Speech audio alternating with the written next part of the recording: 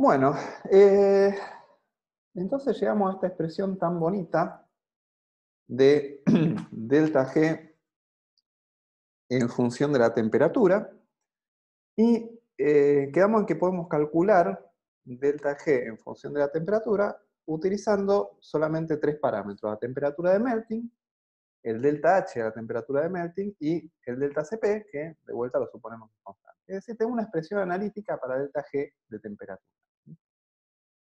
¿Cómo luce eso si yo uso valores medidos, por ejemplo, para una proteína, para la RNSA, un modelo clásico de plegamiento de proteínas? Para esta proteína el delta H es aproximadamente 109 kilocalorías por mol, delta Cp 1,4 kilocalorías por mol por Kelvin, me faltó acá, me falta un Kelvin acá, y la temperatura de melting es 60 grados, son 333 Kelvin.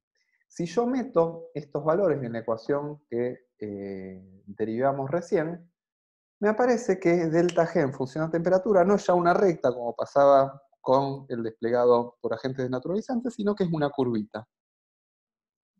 Tiene una forma curvita, es una curva convexa. Y que sea una curva convexa tiene varias implicancias. Como también puedo calcular, usando las mismas ecuaciones, las mismas formulitas, delta H en función de temperatura y delta S en función de temperatura. Otra cosa que vemos es que delta H en función de temperatura va de valores muy negativos a valores muy positivos, lo mismo delta S en función de temperatura, de valores muy negativos a valores muy positivos, y el delta G es una cosa chiquitita, que es la diferencia entre dos valores muy grandes. Ahora, ¿qué quiere decir que la curva, qué implicancias tiene que la curva sea convexa? Bueno, primero veamos cómo influye cada uno de los parámetros en la forma de la curva. Bueno, delta Cp es la curvatura. Si van a la expresión que calculamos anteriormente para delta G en función de temperatura y calculan la derivada segunda de esa expresión, van a ver que depende del delta Cp.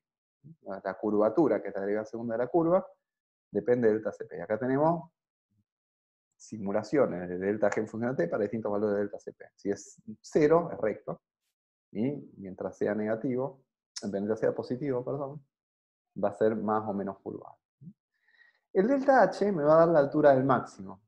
A medida que yo cambio el valor del delta H, va cambiando la altura del máximo. Todo esto a delta Cp constante y a temperatura de melting constante. Va a hacer la curva ahí corriendo así, y me va a cambiar la posición del máximo. Y lo que hace la TM es trivial. La TM lo que hace es correr la curvita para los costados. ¿Qué es lo que pasa? A la hora de tratar de obtener esta curva a partir de datos experimentales, tengo un problema. Bueno, primero dijimos que delta G es una diferencia pequeña de valores grandes de delta H y delta S. Ahora, el problema que tengo es que de vuelta la región que yo tengo, donde puedo medir cómodo, es bastante chiquita, lo mismo que pasa con el desplegado químico. Y realmente la curvatura de la curva es muy difícil de ajustar a estos datos, a la región donde yo puedo realmente medir con cierta confianza el delta G. Puedo medir con cierta confianza la fracción plegada, la constante de equilibrio. Entonces eso, digamos, es como que cagada, digamos, el modelo de extrapolación lineal estaba piola porque hacer una regresión lineal es sencillo y, digamos, no tengo muchos parámetros. Esto tiene más parámetros y si derro un poquito, digamos, tengo un puntito un poco más arriba, un poquito más abajo, la curva puede ser así súper cerradita, ser más abierta y un desastre. Ahora, el delta Cp se puede calcular también a partir del delta Sasa, del cambio de área accesible al solvente. Tenemos una expresión muy bonita para el delta Cp en función del cambio de área accesible al solvente. Y si yo, en vez de tratar de ajustar el delta Cp, si conozco la estructura de mi proteína, puedo calcular el cambio de área accesible al solvente y puedo meter eso como no como parámetro, sino como un dato fijo en mi ecuación, y puedo calcular la curva completa. Y entonces puedo tener una estimación de cuánto va a ser el delta G de plegamiento de mi proteína a distintas temperaturas, aún fuera del rango en el que puedo medir, que era mi intención original. Es decir, mido acá, con alguna sonda espectroscópica, no tengo calorímetros, los calorímetros son caros, mido con alguna sonda espectroscópica en esta región y extrapolo a ver cuánto vale el delta G más arriba y más abajo. Y cuando hago eso sale algo bastante loco. Fíjense que dijimos que el delta G era curvo, ya habíamos adelantado que tenía un máximo, y una curva que es convexa y que tiene un máximo va a volver a pasar por el eje X en algún momento. Entonces vamos a parar primero en el punto, en uno de los puntos interesantes. El primer punto interesante es que el delta G tiene un máximo. ¿De acuerdo? ¿Eso qué quiere decir? Un poquito contraintuitivo, porque uno dice, bueno, yo tengo una solución de proteína. ¿Qué voy a hacer con mi solución de proteína? La quiero guardar. ¿A qué temperatura la voy a guardar? Yo sé que si la caliento se me hace pelota. Lo voy a guardar lo más frío que pueda, ¿de acuerdo? Porque cuanto más frío esté, más estable va a ser. Y no necesariamente. Porque si una proteína esta de 2 estados, bla, bla, etcétera, tiene una temperatura óptima, que puede no ser 1 grado, ni 5 grados, puede ser 15 grados. Entonces, termodinámicamente, por más que suene contraintuitivo, por ahí, no les digo que hagan ese experimento para todas sus proteínas, porque sería totalmente absurdo, pero es simplemente para que se considere, es que puede ser mejor guardar una proteína a 15 grados que guardarla a 4 grados. Puede ser más estable termodinámicamente a 15 grados que a 4 grados. La otra cosa es que el delta G vuelve a cruzar el eje 0 en algún momento a temperaturas más bajas. Eso quiere decir que si el delta G se vuelve negativo, quiere decir que la proteína se despliega. Y acá era bastante obvio, digamos, yo le doy calor a la proteína, le doy energía, se desarma, es bastante obvio. ¿Qué es lo que pasa acá?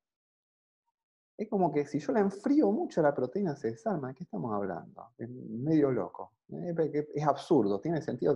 Me estás mintiendo, la ecuación que sacaste es un bolazo total, es termodinámica mal aplicada, algo tiene que estar mal. Y resulta que no, que está bien, digamos, y hay muchos ejemplos experimentales de desplegado por frío. Voy a contar uno, digamos, existe el desplegado por frío, de hecho las proteínas se pueden desplegar por frío, no siempre ocurre, no es fácil hacerlo, porque, fíjense acá, por ejemplo, esto los datos de RNase, y si yo fuera a desplegar por frío la RNase, tendría que bajar a 270 Kelvin. 270 Kelvin es un poquito menos de eso, serían 2 grados bajo cero, 3 grados bajo cero, ¿de acuerdo? Entonces, tener una solución, a 3 grados bajo cero las cosas se congelan, entonces tener soluciones a temperatura negativa no es práctico, entonces es difícil de estudiar, digamos, aparte a quién le interesa hacer estas pavadas, pero bueno, hay gente que le interesa hacer estas pavadas y las hacen, y publican cosas interesantes. Este es un artículo, un ejemplo relativamente reciente de un estudio desplegado por frío. Es una proteína chiquita, una cold shock protein de Bacillus caldolyticus, chiquita de 66 residuos, mayormente beta, y es una mutante, que habían demostrado por otra forma que podía tener desplegado por frío. Entonces dijeron, vamos a ver si podemos ver lo lindo al desplegado por frío. Entonces lo que hicieron fue hacer espectros de RMN. No sé si ya vieron RMN, le vieron los videos de RMN, no lo vieron, si no lo vieron, lo van a ver en breve y se van a enterar.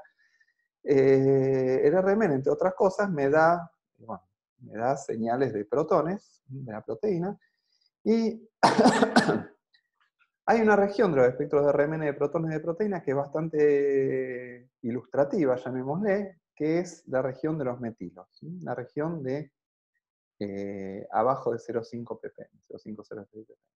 En esta región hay muy pocos protones que reaccionan. Digamos, las proteínas en general tienen, incluso una proteína de 66 residuos tiene muchísimos protones, pero abajo de 0,5 ppm hay muy poquitos que reaccionan y son metilos que están en una situación particular, ¿de acuerdo? Y la única forma que haya metilos acá es que la proteína esté plegada, ¿de acuerdo? Porque para que esté un metilo ahí, tiene que estar cerca de un aromático, y tiene que estar durito cerca del aromático, y eso pasa solamente en las proteínas plegadas. Entonces, cuando la proteína se despliega, los metilos dejan de estar acá. Entonces, la cantidad de metilos que yo tengo en esta región, la cantidad de señal de metilos que tengo en esta región, es un indicador directo del plegamiento. Y puedo calcular con mucha precisión cuánta proteína tengo plegada y cuánta proteína tengo desplegada a distintas temperaturas. Por lo tanto, puedo calcular el delta G con mucha precisión. ¿Y qué es lo que pasa si calculo el delta G de esta proteína? Digamos, primero el equilibrio de esta proteína en función de la temperatura. Veo que evidentemente, que efectivamente, es más estable, digamos, se despliega a 60 y pico de grados, es más estable, más estable, más estable, más estable, tiene un máximo de estabilidad alrededor de 15 grados, de 10 grados, y después empieza a ser menos estable. Y acá temperatura negativa en Celsius, se empieza a desplegar. Y cuando ajusto, digamos, meto estas constantes de equilibrio, las convierto en delta G, veo que aparece esta curva de campanita tan bonita que habíamos predicho con esas deducciones termodinámicas medio rebuscadas. Entonces, efectivamente existe el desplegado por frío, se puede medir y las proteínas tienen una temperatura óptima a la cual son más felices.